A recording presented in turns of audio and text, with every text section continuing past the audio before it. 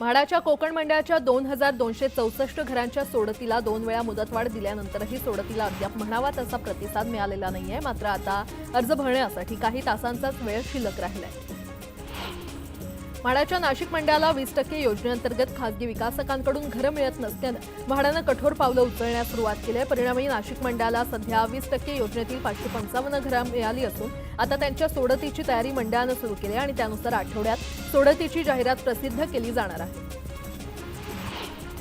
माझ्या पसंतीचं सिडको घर योजनेअंतर्गत सिडकोनं 26,000 घरं विक्रीसाठी उपलब्ध करून दिली आहेत आणि या घरांसाठी 11 ऑक्टोबरपासून ऑनलाईन नोंदणी सुरू केली आहे। विशेष म्हणजे अर्ज नोंदणीसाठी 3 वेळा मुदतवाढ देण्यात आली। मात्र घरांच्या किमती गुलदस्त्यातच ठेवल्यानं सर्वसामान्य ग्राहक अद्याप वेट अँड वॉचच्या भूमिकेत आहेत। मुंबईमध्ये येत्या 5 वर्षात जवळपास 337 किलोमीटर लांबीचे मेट्रो जाळं उभारलं जाणार आहे। सध्या 8 मेट्रो मार्गिकेचं काम सुरू आहे आणि यातील 2 मेट्रो नव्या वर्षात मुंबईकरांच्या सेवेमध्ये दाखल होण्याची शक्यता वर्तवण्यात येते। आर्थिक डोलारा सांभाळण्यासह मुंबई पालिकेनं उत्पन्न वाढीचा स्रोत शोधण्यास सुरुवात केली आहे। पालिकेनं दहिसर टोल नाक्यावरील मोकळ्या जागेत 131 खोल्यांचं 19 मजली 5 स्टार हॉटेल सुरू करण्याचा विचार केलाय।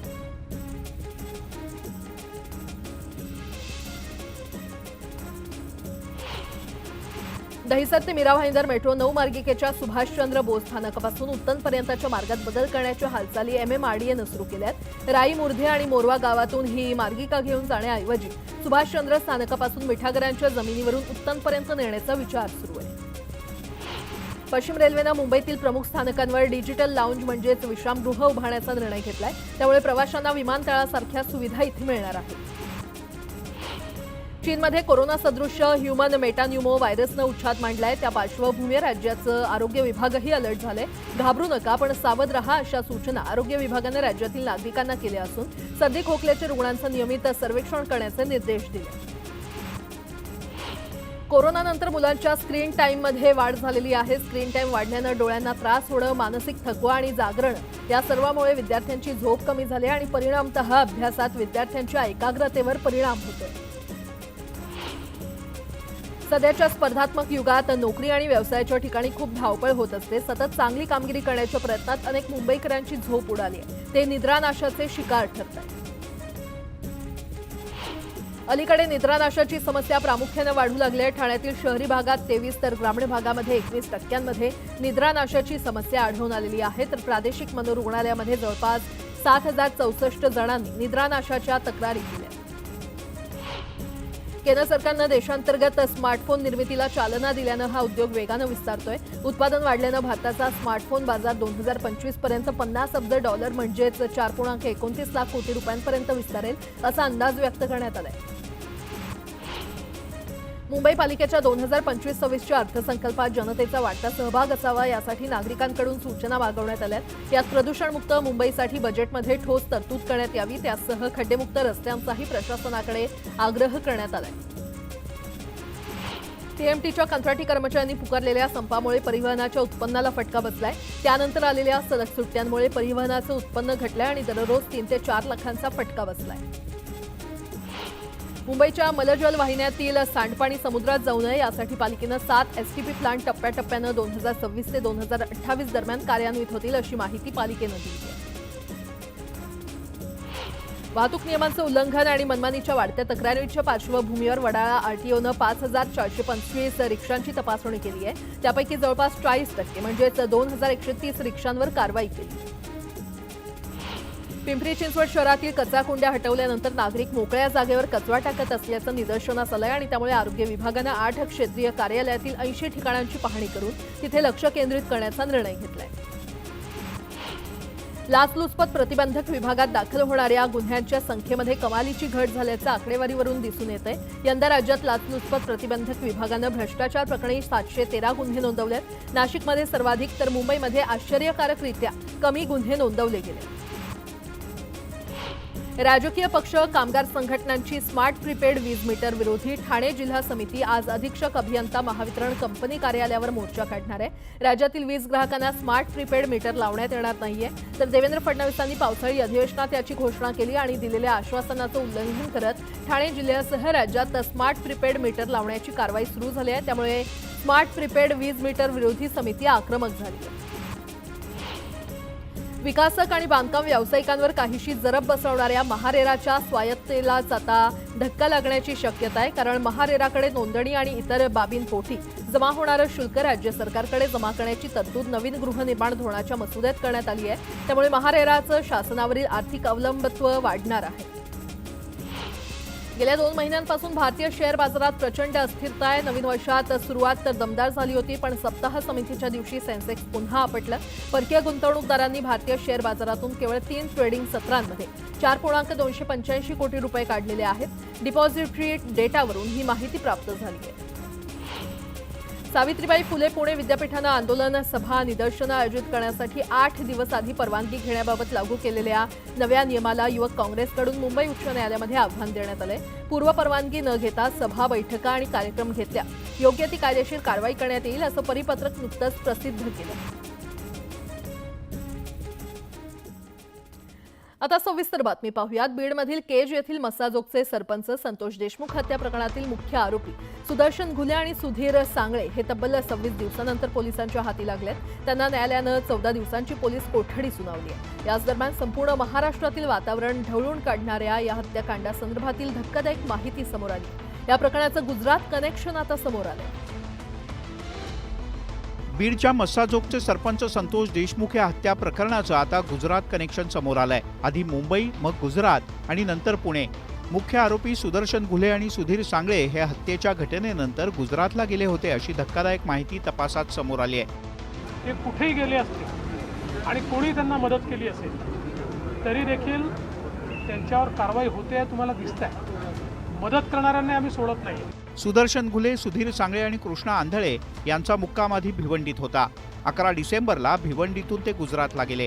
गुजरातच्या एका मंदिराच्या परिसरात या आरोपींनी मुक्काम केला, पण जवळचे पैसे संपल्यानं घुलेनं कुणाशी तरी संपर्क साधला आणि आंधळेला पैसे आणायला पाठवलं। पैसे आणायला गेलेला आंधळे मंदिरात परतलाच नाही। घुले आणि सांगळे पैसे संपल्यानं गुजरातहून पुन्हा पुण्याला आले। दोघे पुण्यात मुक्कामी होते आणि पुणे पोलिसांना सुगावा लागताच या दोघांना अटक करण्यात आली।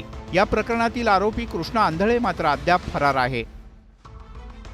बीड जिल्ह्यातील केज तालुक्यामधील मस्साजोग गावचे सरपंच संतोष देशमुख यांच्या हत्या प्रकरणाचा तपास फार वेगानं सुरू आहे। पुण्यातील लाल महाल ते जिल्हाधिकारी कार्यालयापर्यंत सकल मराठा समाजाच्या वतीनं मोर्चा, जन आक्रोश मोर्चा खरं तर काढण्यात आला आणि यावेळी सभेला संबोधित राष्ट्रवादी काँग्रेस शरदचंद्र पवार पक्षाचे खासदार बजरंग सोनावणे यांनी सहाय्यक पोलीस निरीक्षक गणेश मुंडे यांना पत्रकार परिषद घेण्याचं आवाहन केलंय। बीडच्या मस्साजोगमधील हत्याकांडावरून वातावरण चांगलंच तापलंय। बजरंग सोनावणे यांनी मानवाधिकार आयोगाचे प्रियांश कानुनगे यांची भेट घेत या प्रकरणात स्वतंत्र तपास करावा। सहाय्यक पोलीस निरीक्षक गणेश मुंडे दहिफळे या सहाय्यक पोलीस निरीक्षक दर्जाच्या अधिकाऱ्यांचे कॉल रेकॉर्ड तपासावे अशी मागणी केली होती। त्यानंतर एका पोलीस अधिकाऱ्याने पोस्ट करत खासदार बजरंग सोनावणेंना खुलं आव्हानच दिलंय।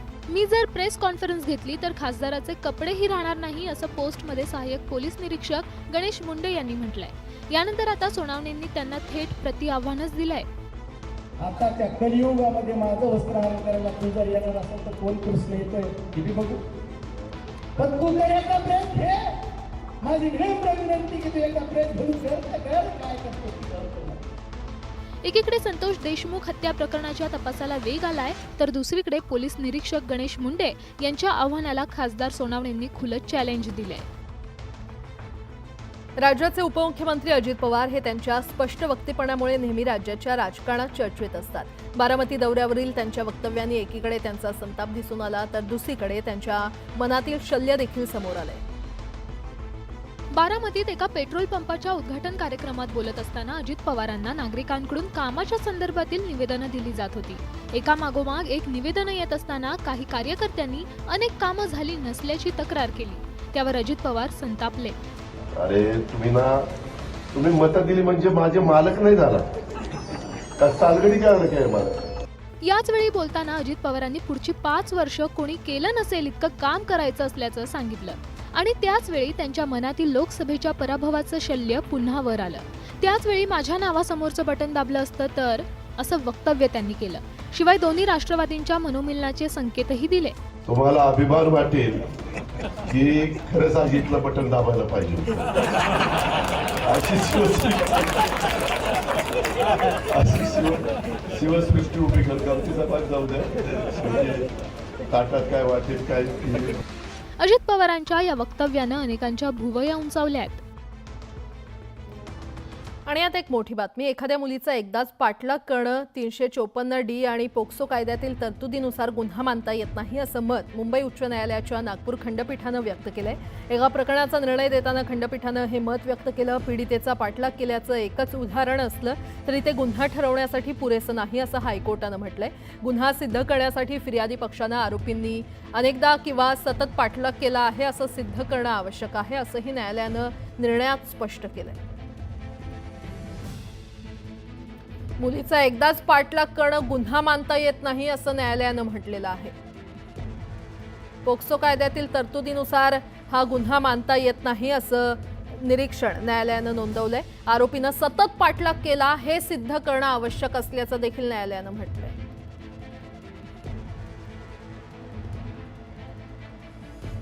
आणि आता पुन्हा एकदा पाहूयात गावाकडच्या बातम्या.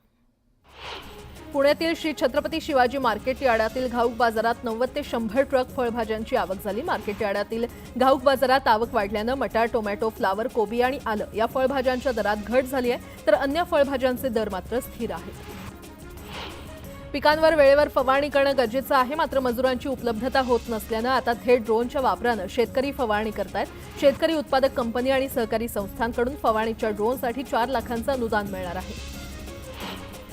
तेलबियांचं उत्पादन वाढवण्यासाठी केंद्र सरकार प्रयत्नशील असून पुढील वर्षापासून प्रतिवर्षी 10 लाख हेक्टरवरील तेलबिया लागवडीसाठी मोफत बियाणे देण्याचा निर्णय केंद्र सरकारनं घेतलाय अशी माहिती केंद्रीय कृषी मंत्री शिवराज सिंह चौहान यांनी दिली. गेल्या 1.5 महिन्यात 3,21,581 मेट्रिक टन ऊसाचं गाळप पूर्ण केलंय. ऊसाचे फड मोठ्या प्रमाणात शिल्लक असल्यानं यंदा कारखाने मार्च अखेरपर्यंत गाळप करण्याची शक्यता वर्तवण्यात येते. तुरीच्या दरात सातत्यानं घसरण सुरूच असून तुरीचा 7,800 रुपयांवर बाजारभाव येऊन ठेपलाय. तुरीला कमीत कमी 6,800 रुपयांपासून 7,800 रुपयांपर्यंत दर मिळालाय. अहिल्यानगरमध्ये 30,000 क्विंटल तर पुणे जिल्ह्यामध्ये लोकल कांद्याची 20,000 क्विंटल आवक झाली आहे. कांद्याला कमीत कमी 1,700 रुपयांपासून 2,500 रुपयांपर्यंत दर मिळालाय.